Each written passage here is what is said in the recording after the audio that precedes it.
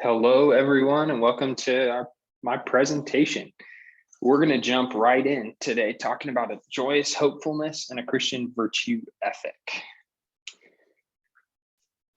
Specifically today, we're talking about hope and how our practices, or the existential hows, the ways we live in hope, directly correlate with our understanding of hope. Now, why are we talking about hope? Well, for David Kelsey, hope is the appropriate response to God drawing us to eschatological consummation, but even more specifically, it's a response to the inbreaking that Jesus's resurrection points to, that is an inaugurated eschatological blessing. For Stephen Boehmer-Prediger, who we will be comparing with David Kelsey, he writes that all is not well with the world, and that God has promised shalom for God's people and for the earth. For me, I am in an expectant season, and so hope matters for me. Call that Advent, call that a season of engagement, call that being in seminary. Hope matters to me. So we'll talk about what hope looks like in Joyous Hopefulness through Kelsey, and in the Christian virtue ethic through Boehmer-Prediger. What does hope say about who we know God to be and why it matters? All right, so David Kelsey talks about two specific practices of joyous hopefulness, and he talks about them as a response to the moral ambiguities that we find in today's world, where God's kingly rule, or the Missio Dei that Kelsey writes, which is God's kingly rule of justice, love, and peace that brings communion with God, is sometimes not always the same for everyone. It's proximate, context dependent. And so we hope in two specific ways in light of Jesus's resurrection and the mystery of those moral ambiguities. So those two practices, as you see there, is joyous hopefulness in the now of the not yet, and the not yet of the now. And what we find in Kelsey's writing are two notions for each practice. There's a hallmark and there's a driver for human flourishing. So for the now of the not yet, liberation is the hallmark. When social structures don't support human flourishing, David Kelsey writes that God has called us to break those structures, to liberate those structures, for they go against the promise of eschatological blessing and against the Missio Dei.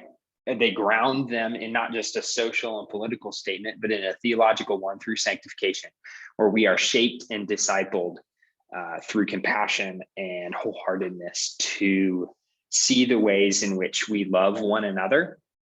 And in a deep love for one another, we then fight for one another and liberate one another to experience the human flourishing together. In the not yet of the now, Kelsey talks about celebration as the hallmark. We celebrate the ways in which God's promised shalom, the not already actualized shalom, is breaking into our current creation. And we hold this in tension as the old creation and the old creation is still bound by oppression and by distortions of sin. And yet God is breaking in with promises of eschatological blessing, and we celebrate those. We live in that tension. The driver for human flourishing here is spiritual discernment. This discernment is grounded in passion. This passion, when also grounded in the proximate understanding of God relating to us by drawing us to eschatological consummation, it turns into practices like liberation, practices that affirm the Missio Dei and seek justice, peace, and love, because those are the ways in which God has broken into our current and old creation, bound by oppression and distortion. So they go hand in hand, really, both the now and not yet, and the not yet of the now.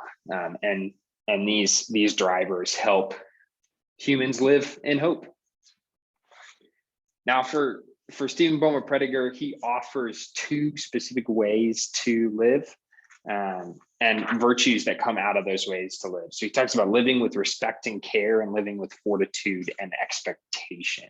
We'll unpack those here now. So living with respect and care, virtues are justice and love.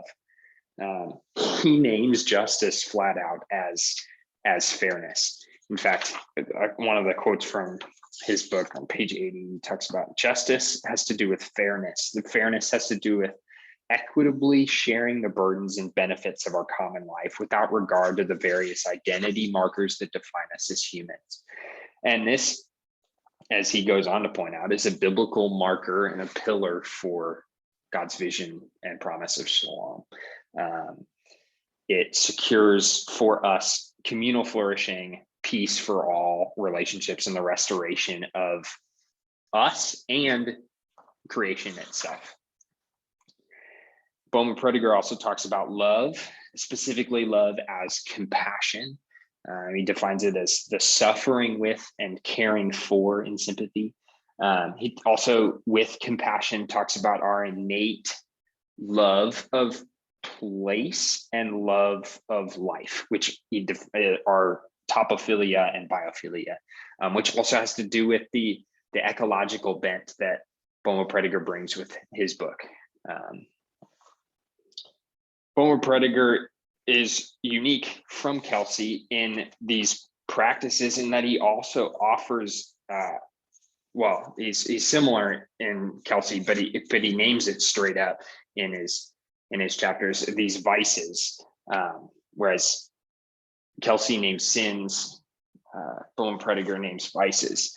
And I want to highlight Bowman Prediger's vices. He talks about malevolence and apathy with relation to our oikos, sorry, my Greek, or our house.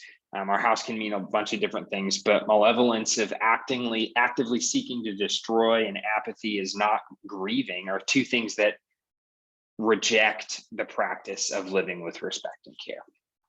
And those will come back. We'll touch on this again. So living with fortitude and expectation, we talk about courage as the fear management, as Bowman Prediger calls it. The fear management, or the endurance to persevere in the face of fear, and through endurance, or long suffering, as he calls it again, there's a platform for justice and love that points to Jesus' sacrifice.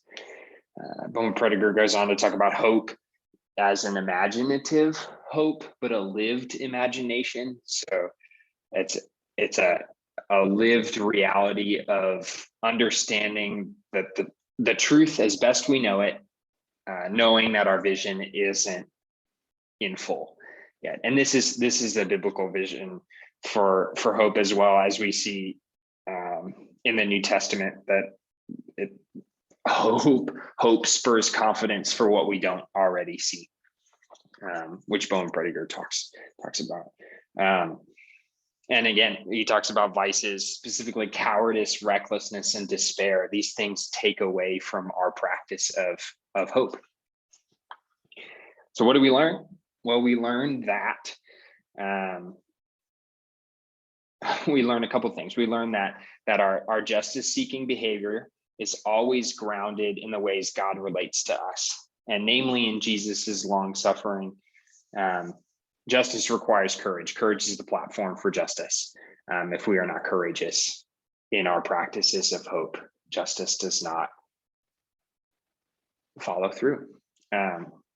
We learn that compassion images Christ. When we seek the Imago Dei, we seek to be compassionate. We seek to suffer with and care for in sympathy, just as Christ has. And thirdly, we see Christ come to reveal God's promise of shalom. God through Christ is reconciling us and drawing us to eschatological consummation. And yet we see that our practices do reveal this truth. And if they don't, both these authors argue we don't believe this truth to be real. Now, why does it matter? Well, one, Desmond Tutu writes in Beaumont Prediger points out that Desmond Tutu writes about the longing for his children and the generation to come to experience the world in which our lives and our practices are just a little bit more like the promised shalom.